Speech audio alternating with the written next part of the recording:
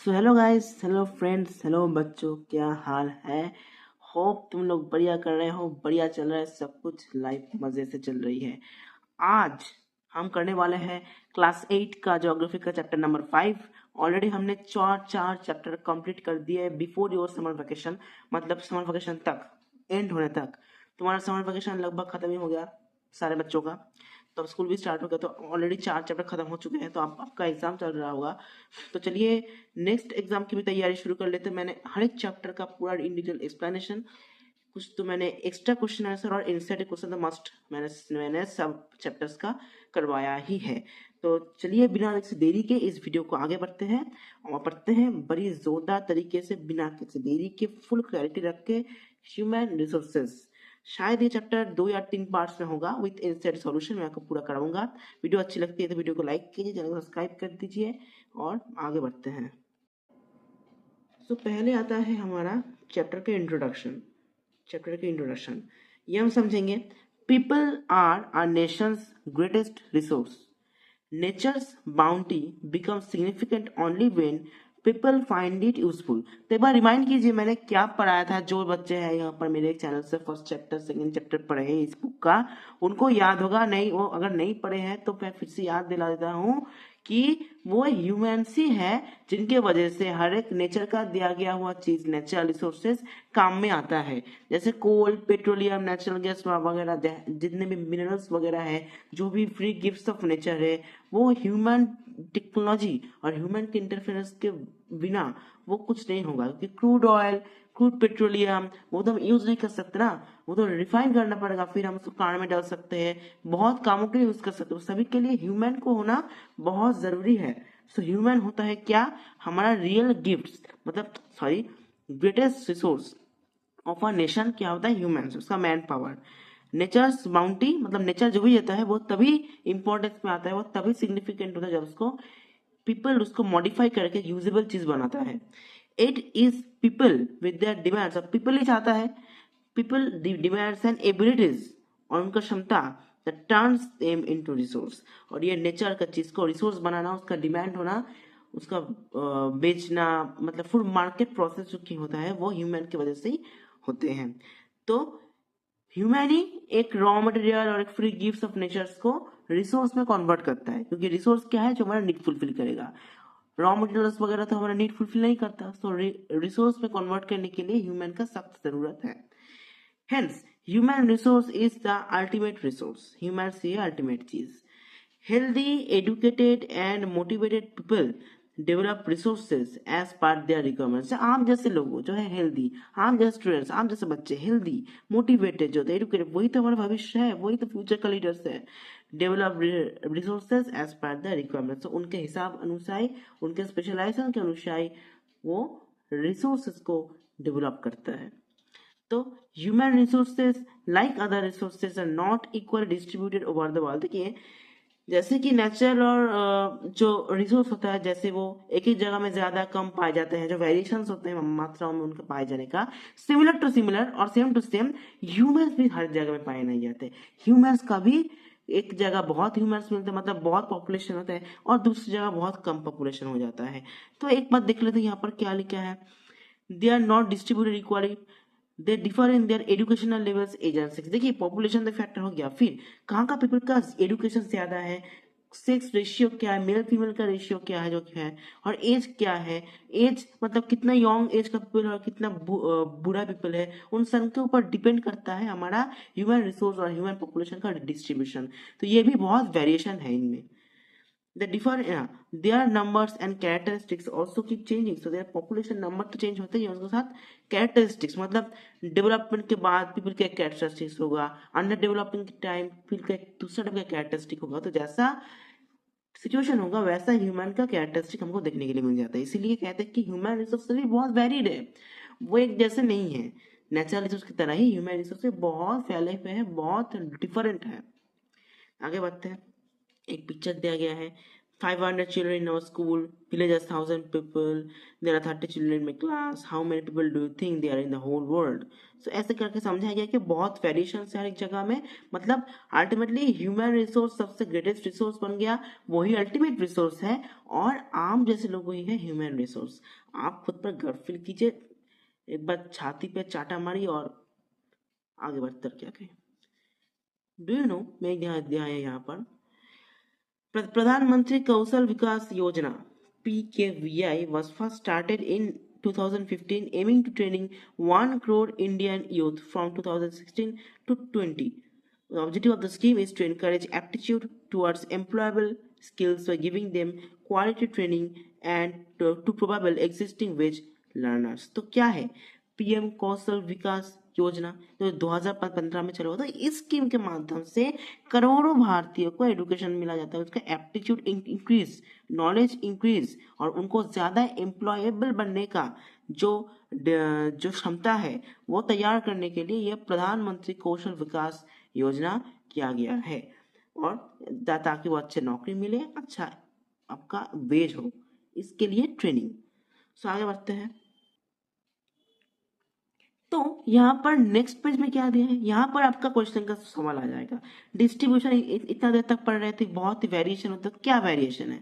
Distribution of population पढ़ेंगे आप। ये आप देखिए, the way in which people are spread across the earth is known as pattern of population distribution. देखिए कितना सिंपल हो गया आपका जो डेफिनेशन। तो जैसे कि वे में पीपल स्प्रेड अक्रॉस द अर्थ के ऊपर, उसे कहते हैं कि हम population distribution. More than 90% of the world population lives in about 30% of the land surface. So 90% से ज्यादा लोग 30% लैंड प्रतिशत में 30% लैंड में ही है। The distribution of population is world is extremely uneven, तो बहुत ही अनइवन दिया गया है। देखिए of every 100 people in the world एक चार्ट दिया गया है, यहाँ पर एक आप मैच करेंगे, यहाँ पर मैच करके पढ़ना होगा। आप देखिए एशिया सबसे बड़ा कंट्री, सबसे ज्यादा पॉपुलेशन एशिया में है, इसीलिए जो थोड़ा हल्का सफेद टाइप का इंसान हो गया जो लिव्स इन एशिया हो गया। हर 100 में यहाँ पर 100 पीपल है, वहां पर इतने प्रतिशत जो यहाँ पर मिला के हम एशिया से जो इस कलर का बॉडी है वो ज्यादातर फॉर्म किया जाता है, क्योंकि एशिया का पॉपुलेशन लार्ज है। अगर हम देखेंगे तो एशिया का जो सिटीजन हमको ज्यादा जल्दी मिलेगा, इसलिए 100 लोगों में से आधे से ज्यादा लोग एशिया में रहते हैं। फिर आ गया क्या हमारा यूरोप, फिर यूरोप का लोग चले आए, फिर आए अफ्रीका जो कि यहाँ पे दिखाया गया है, फिर आते हैं central and south America. Central and south America तो ब्लैक, थोड़ा थोड़ा ब्लैक कलर का दिख रहा है। लिव्स इन नॉर्थ अमेरिका, और नॉर्थ अमेरिका के कोई कोई रहते हुए ब्लैक पूरा। लिव्स इन ओशनिया ऑस्ट्रेलिया, ये भी कलर दिखाया गया। तो क्या समझाए हैं हम, पॉपुलेशन को हम डिवाइड कर सकते हैं एक एक रीजन से, एज ग्रुप से, एक एक सेक्स पैरामीटर्स से, हर चीज से हम पॉपुलेशन को डिवाइड कर सकते हैं। ये जस्ट एक सिंपल डेटा है, ये कोई एक्चुअल डेटा नहीं है। यहाँ पर आपको दिखाया गया है कि मान लीजिए एक एस्टिमेट 100 पॉपुलेशन में से कहाँ से कितना कितना होगा, ये आपको दिया गया है। ये बहुत ठीक चीज दिया गया है इस बुक में। Some areas are very crowded and some are space populated, कहीं तो बहुत भीड़ है और कहीं इंसान ही बहुत कम मिलते हैं। The crowded areas are south and south east Asia. देखिए हम इनमें पढ़ते हैं क्राउडेड एरिया, साउथ और साउथ ईस्ट एशिया। हम अरब जो है, पाकिस्तान हो गया, अफगानिस्तान हो गया, बहुत ही क्राउडेड, बांग्लादेश हो गया, बहुत ही क्राउडेड एरियाज है। यहाँ पर Europe, north eastern north America, तो यहाँ पर भी बहुत क्राउड हमें देखने को मिलता है। Very few people can live in high altitude areas, tropical deserts, high mountains and areas of equatorial forest. इन देखिए एक्सट्रीम टेम्परेचर होता है ना, वहाँ पर कुछ कम ही लोग रह पाते हैं, जो कि बंजारा हो गया, जो ट्रांसह्यूमर्स मतलब जो होते हैं ना, बकरवाल, गड्डी, जो ट्राइबल ग्रुप्स जो ऊपर नीचे करते हैं पहाड़ों का, तो उन लोगों में तो बहुत सीमित, मतलब बहुत ही कम लोग हैं वो, तो इन एक्सट्रीम टेम्परेचर में ना बहुत कम लोग रहते हैं। नॉर्दर्न प्लेस देखिए बहुत ही ज्यादा लोग, क्योंकि वहां पर एक्सट्रीम टेम्परेचर नहीं, मॉडरेट टेम्परेचर है, वहां पर सब फैसिलिटीज है, तो जहां सब फैसिलिटीज होगा वहां पे लोग रहेंगे। तो एक्सट्रीम रीजन जैसे कि फॉरेस्ट हो गया, माउंटेन हो गया, tropical desert, high altitude areas में कम ही लोग देखने के लिए मिलते हैं।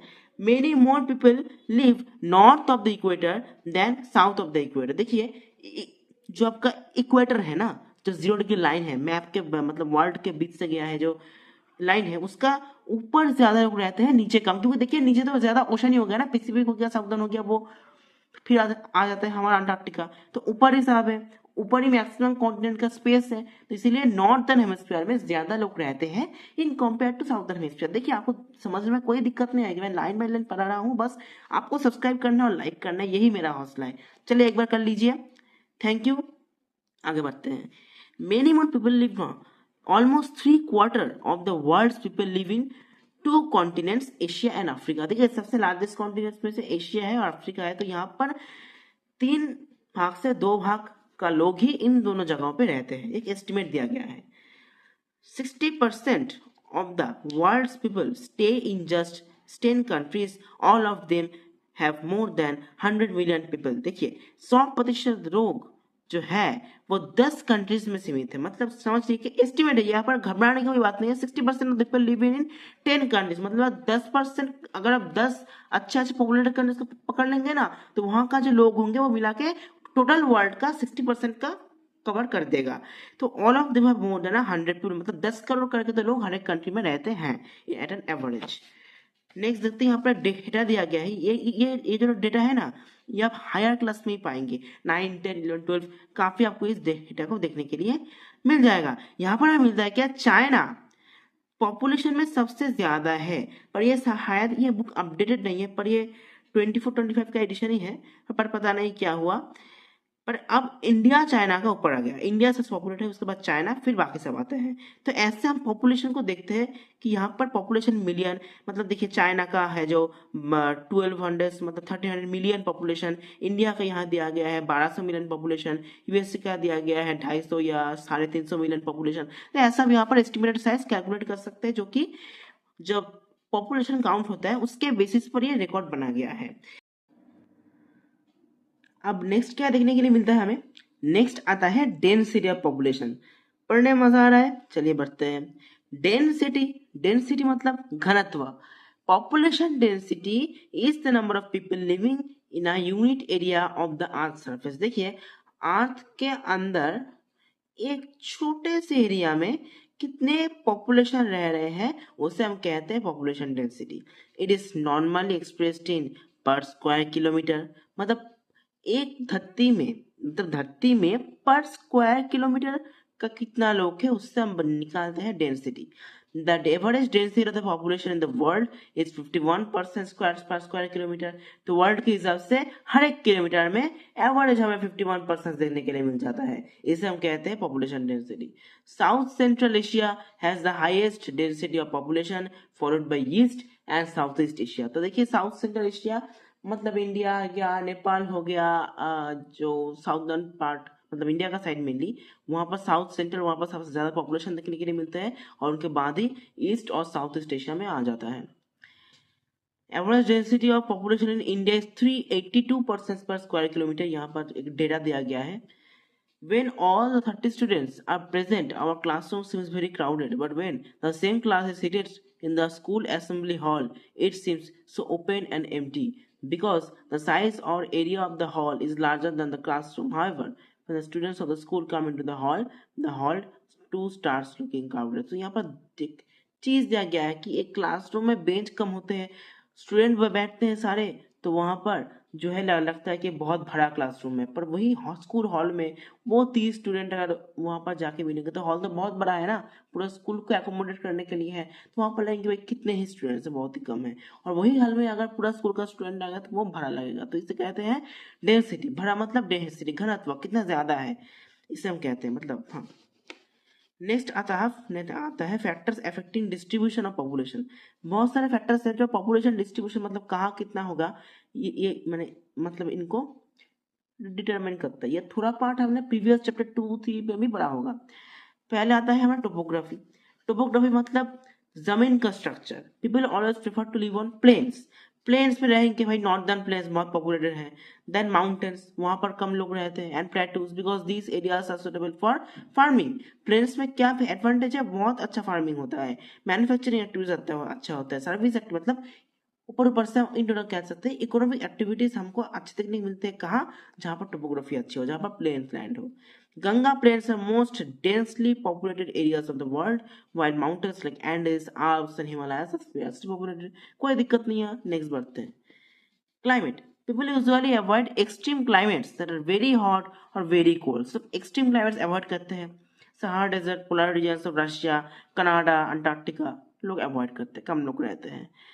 Soil, fertile soils provide suitable land for agriculture.